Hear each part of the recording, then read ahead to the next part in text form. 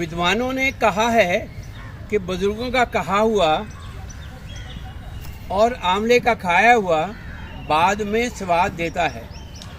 मैंने इसका स्वाद चखा है। आज मैं आपके सामने वो बात रख रहा हूँ। मेरे हिंदी के टीचर थे सोहन लाल जी, तो उन्होंने कहा था कि जीवन में कभी भी कोई कष्ट आए तो 2 लाइनें आपको हनुमान चालीसा की बता रहा हूँ, इसका पाठ करना और वो कष्ट आपका दूर हो जाएगा। अल्लड़पन का टाइम था, 12वीं क्लास में पढ़ता था, भूल भाल गया। उसके बाद संघर्षमय जीवन शुरू हो गया। उसके बाद पत्नी बीमार हो गई। पत्नी इतनी बीमार, सारे हकीम डॉक्टर वैद्य ट्राई कर लिए पर उनका रोग पकड़ में नहीं आ रहा था।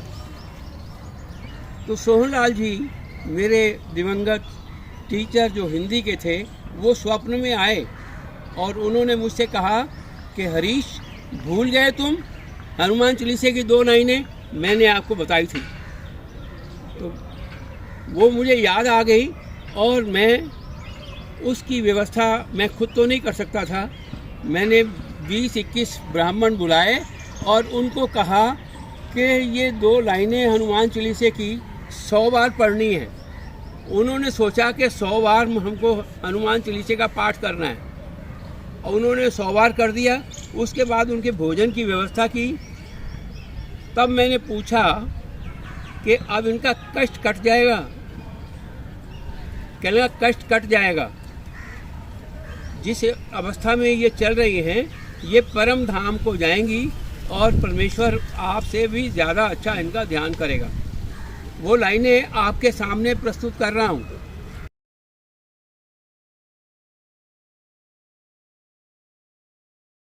जय जय जय हनुमान गोसाई, कृपा करहु गुरुदेव की नाई। जो 7 बार पाठ कर कोई, छूटहि बंदी महासुख होई।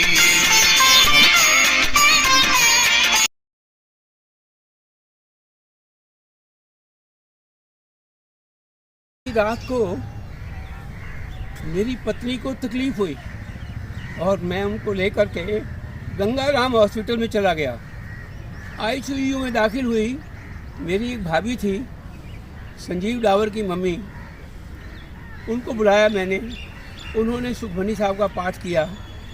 एक रात वहाँ रही और रात्रि के बाद परमपिता परमेश्वर ने उनको अपने चरणों में स्थान दे दिया।